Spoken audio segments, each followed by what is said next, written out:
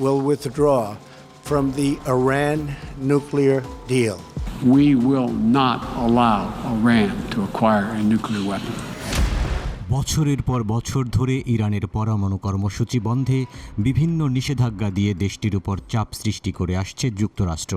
Iran এই নিষেধাজ্ঞা নিয়ে খুব একটা মাথা ঘামায় না, বিপরীতে তার তেল রপ্তানি দিন দিন বাড়ছে।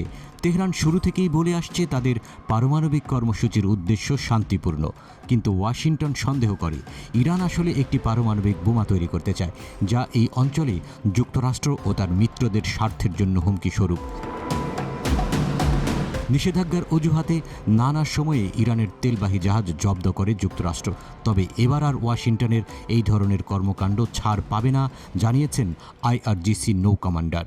ইরানের বিপ্লবী গার্ড নৌবাহিনীর কমান্ডার আবার হুঁশিয়ারি দিয়েছেন যে চলমান মার্কিন নিষেধাজ্ঞার প্রেক্ষাপটে ইরানের তেলবাহী জাহাজগুলোকে আরও জব্দ করা হলে ইরান তেলের ট্যাঙ্কার আটক করবে।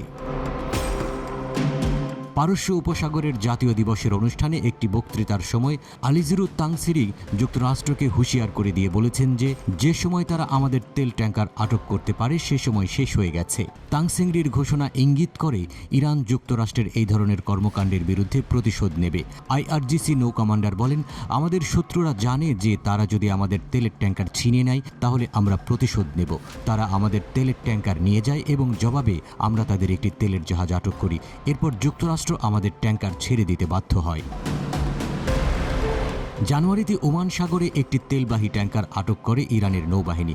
ইরানি সরকার বলেছে 2023 সালে মার্কিন সরকার কর্তৃক ইরানের অপরিশোধিত তেলের একটি বড় কার্গো জব্দ করার বিরুদ্ধে প্রতিশোধ ছিল, যে জাহাজটি ইরান পুনরুদ্ধার করেছে। ইরানের নৌবাহিনীর মতে মার্কিন যুক্তরাষ্ট্রের তেল চুরির প্রক্রিয়া হিসেবে বন্দর ও শিপিং সংস্থার অনুমোদন নিয়ে আদালতের আদেশে এই অভিযান পরিচালিত হয়েছিল। গত বছরের এপ্রিলে ওমান উপসাগরে মার্শাল দ্বীপপুঞ্জের পতাকাবাহী একটি তেলের ট্যাঙ্কার আটক করে ইরান। ইরানের রাষ্ট্রীয় সংবাদ মাধ্যম জানায়, যুক্তরাষ্ট্রের জাহাজ ও জ্বালানি তেলের বাজেয়াপ্তের প্রতিশোধ হিসেবে সেন্ট নিকোলাস জব্দ করা হয়েছে। ইরানি সেনাবাহিনী জানায়, জাহাজটি গ্রিক মালিকানাধীন হলেও এটি আমেরিকান। জাহাজটি 1,45,000 টন অপরিশোধিত তেল নিয়ে লোড করা ছিল। সেন্ট নিকোলাসের পূর্ব নাম সুয়েজ রাজন। ইরানের বিরুদ্ধে নিষেধাজ্ঞা প্রয়োগের অংশ হিসেবে গত এপ্রিলে জাহাজটি বাজেয়াপ্ত করা হয়েছিল।